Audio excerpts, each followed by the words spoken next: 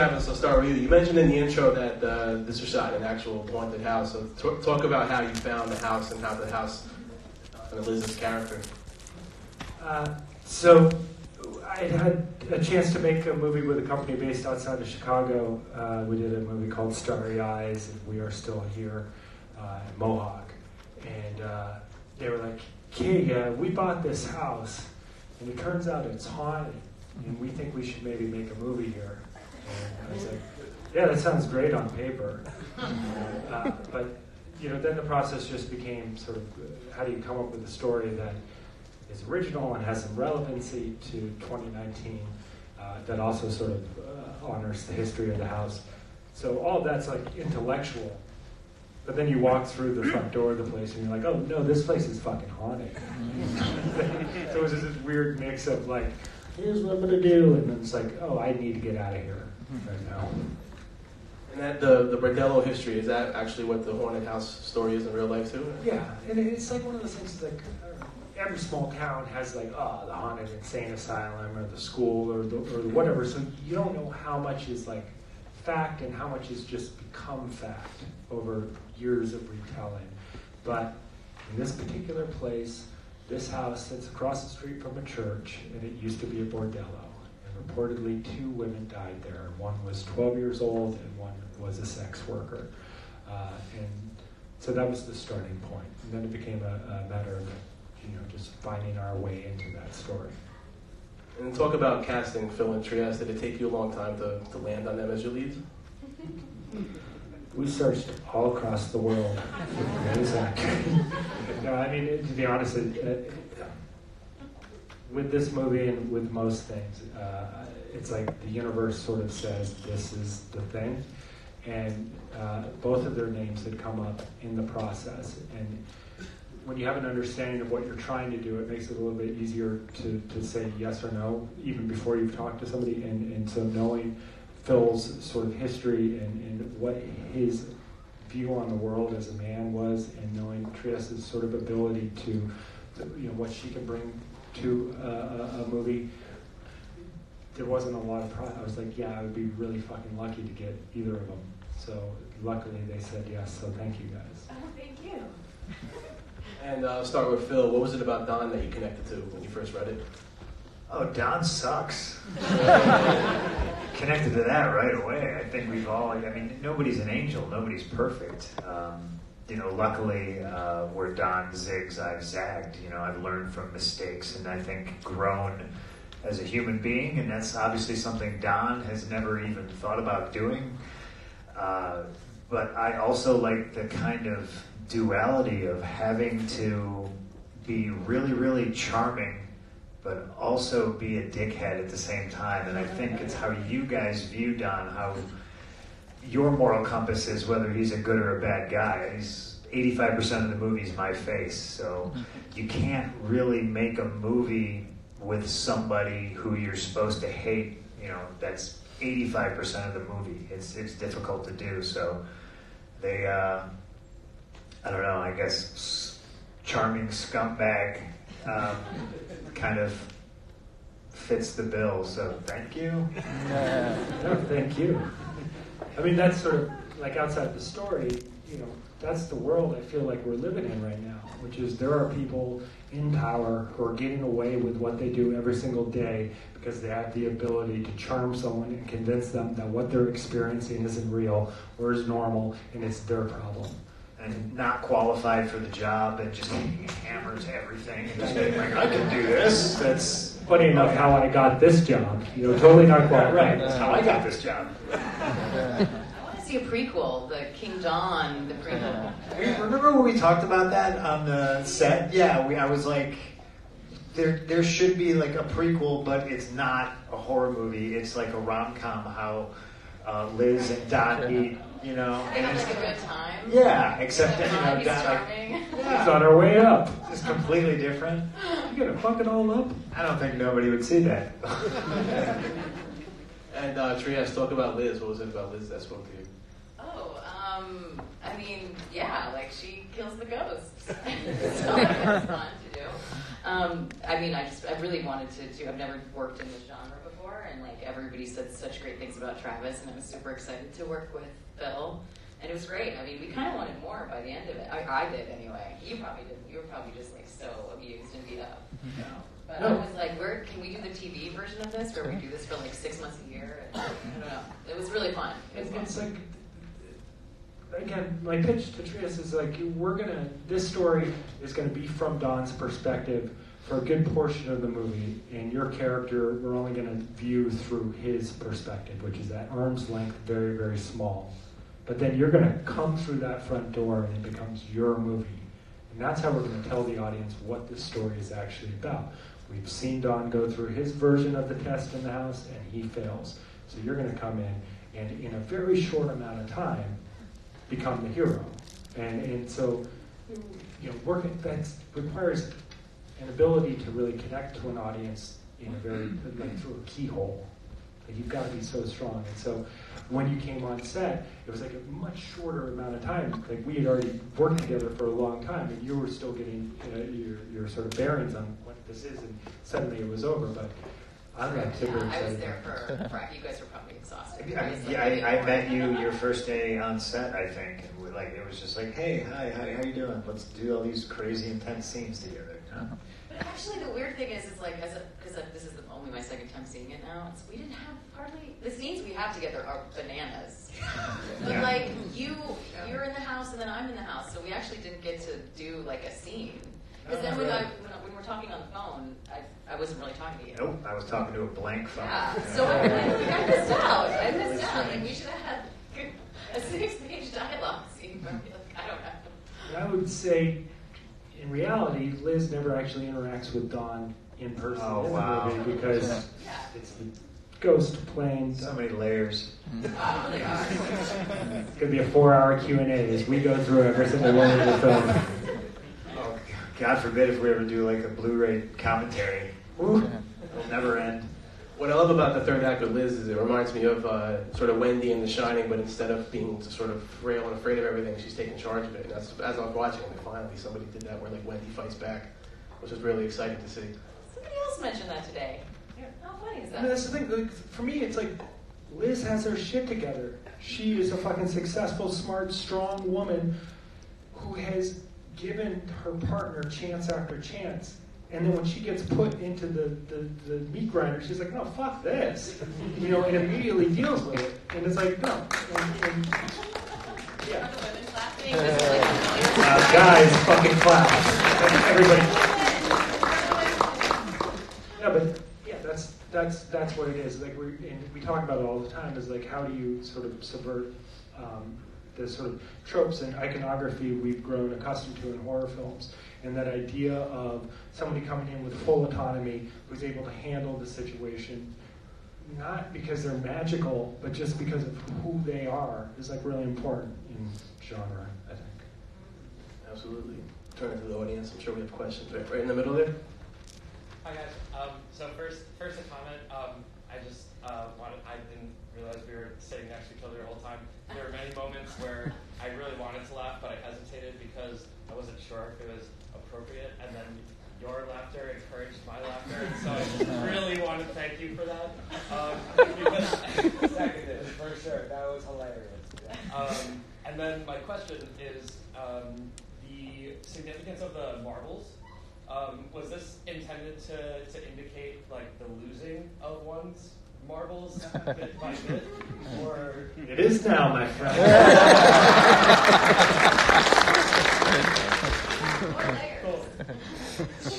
All that was thought out ahead of time. Yeah. We're going to revise the poster. In case you care, that idea of sort of initiating a relationship with a child and using toys as bait and allowing that to develop a connection is something that it's not hugely overt, but that's the intention of it. awesome? Right here. Congrats, guys. Really enjoyed the film. How difficult was it to shoot the dog in the film? Because his cues and his takes were phenomenal. Like how many Was it all like one take, or? Or did you just, I told you how good the dog was. No, I mean, I think at first I was like, oh yeah, don't make a movie with people who haven't like done a ton of acting, and don't make a movie with dogs, and blah blah blah. And it's like everybody who showed up on set was just awesome, and the dog was the same thing, where it's like had never done any acting before. It's just like the dog trainer was like, okay, run over there, and the dog would run over there and then look at us, and we were like, that's a movie. The worst days on set, you were just hanging out and playing with the dog all day. So it's like, what is life? I was just looking around like, what am I doing? The first 2 weeks was me and the dog. So in a way it was super awkward because I don't have an actor to play with, to bounce ideas off of, to read lines with. It's me and it's the dog. So we would do ridiculous things like Travis's direction would be, okay, now look at the dog. Okay, cut. And I would go, how was that? So for the first 2 weeks, I was like just drowning. I was like, oh, I don't know if I'm any good. They're going to replace me. I don't know what's going on. But it was enjoyable because I got to play with the dog all day. It was great for me. This is my first movie as a director, and I was like, he looked like he looked at a dog in that. And I had confidence, and the dog looked at him, so let's move on. Right here in the front. Hi, thank you. That was great. I just kept thinking the whole time it was like punk rock Don Draper. That's what it reminded me. I'll take it. I wanted to ask about the creature because I was like, is that some kind of like a crystal in her face? I wanted to know about the design and why that concept of the creature. So, in the real legend of the house, there's 2 women who died there. And one was older, a sex worker, and one was younger. So in trying to conjure what actual history might be, in my mind, the younger one was a victim. She lived there while it was a bordello, and maybe she was a victim of abuse and got murdered. So because the older one I felt was more sophisticated in sort of understanding of the dynamics between men and women and how to utilize that to her benefit, even though she still suffers, I thought the younger one was probably too naive to understand that. So the design of her was sort of like what happens when a 12-year-old gets violently murdered and disfigured, which happened in the legend. So I wanted her sort of physical manifestation to look both tormented and disfigured, and also sexual, which is totally inappropriate. And then the glass is supposed to represent the marbles that she was abused with, and how she sort of masticized it and turned that thing of trauma into a weapon. Yeah, this one right here. Since you lived in an actual haunted house, did anything spooky happen? Well, I didn't see any ghosts, but I will tell you that I think individually everybody had to spend time in that house by themselves. And even if I wasn't by myself, I think everybody's had an experience where you feel like you're being watched. Or you're in a room and you're alone, but you swear you're not alone. Every room in that house is like that to varying degrees. The higher you go up in the house, and I don't buy into ghosts and ghost stories, and I try to be a tough guy as much as I possibly can. But yeah, when you're alone on that 3rd floor, you're looking behind the door, and you're looking in the closet, and you swear you're not alone, and it's always unnerving. Closet. Because you made me go in that closet because I had to walk out of the closet. I was just supposed to walk down the hall. And Travis was like, just go in the closet, shut the door, and then I'll call action. Mm-hmm. And I was just stuck in that closet for a while. Like, he didn't call action. I was like, fuck, and it was so dark. And that was the creepy closet in the creepy room. And I was like, I gotta get out of here. So I think I walked out before he said action. I was like, what are you guys doing? Like, what's happening? Like, are you gonna call action soon? It was very scary. Yeah, I mean, it's weird because that Anybody who makes a haunted house movie is going to be like, and here's why our movie is legitimately scary. But our experience making this movie was there were places and moments where it was like, whatever you think, you're experiencing something that's fucked up. And in that particular closet, we had been looking, the production designers and I were there at like midnight one night, and we were looking at that door, and we were like, that's a really nice doorknob. Maybe we can move it into the bedroom, and we'll do that. So we opened it, we went in, we looked around, we closed the door, and we're looking at the doorknob, and the door went. We're like, all right, maybe the spring didn't close, or maybe the ghost was like, hey. The movie opens on Friday, so I feel like we have an opportunity right now to sort of lie and be like, several crew members died. This is a cursed film. Yeah, there's right over here. Yeah, it was really good. Really enjoyed it. Phil's quite known for his tattoos. And I did wonder if there was any consideration of like trying to cover them up, because there's one scene with the pastor where she says about the man with the strong hands, and he kind of showed his drug-free tattoo. And then she said something to make him question himself, and then he kind of covered them up. And I thought, they've used this tattoos quite brilliantly there. And I just wondered, did you just think, oh, fuck it, we'll go with it? Or was there any, were you always going to wear long-sleeve shirts or something? Or? No, you know what, the subject never came up, honestly. And that's something that I think I was conscious about. I was like, well, here I am smoking and drinking, and I got drug-free tattoos. And I don't think you can really pick up on that if you don't already know me. But in my mind, that's how I played it. Like there's a little bit of shame there. I wish I was stronger. Oh shit, I have drug-free. But that's just like there's a little Easter egg for you. I know for sure Dan Martin was the special effects guru around this film, and I know for damn sure he wishes I didn't have any tattoos. Because in order to make the prosthetics that were covered my entire arms, my stomach, my face, my neck, everything, he had to trace and draw all of my tattoos back onto the prosthetics. And joke's on me, that was like a 15-hour day sitting in a makeup chair like this. So yeah, the whole time I was just going, man, tattoos are fucking stupid. Finally, your mom was right. You're gonna regret it. And for me, it was like, because obviously this is his history, and it's like, how do you incorporate that into the story? And perhaps this is a bit hard line, but who's more full of shit than somebody who breaks edge, and is now drinking and doing drugs, which is not very Buddhist of me, so I'm going to rephrase that. No, I 100% agree with you. Yeah. If I had a dime for everybody who ran up to me and was like, I used to be straight edge, and I immediately just zone out. We have time for one more question. There's one all the way in the back there. Hey, so I love the practical effects. I'm a big fan of practical effects always in horror.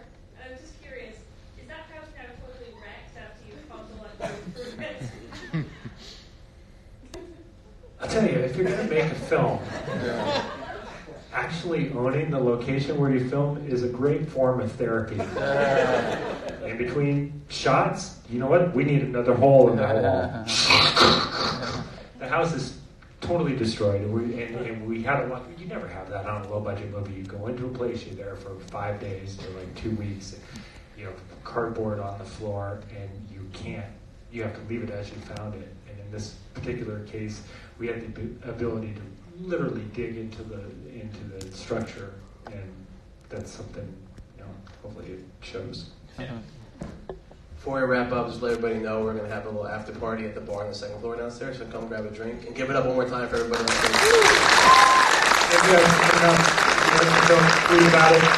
If you make films, hire them. Don't forget to the festival.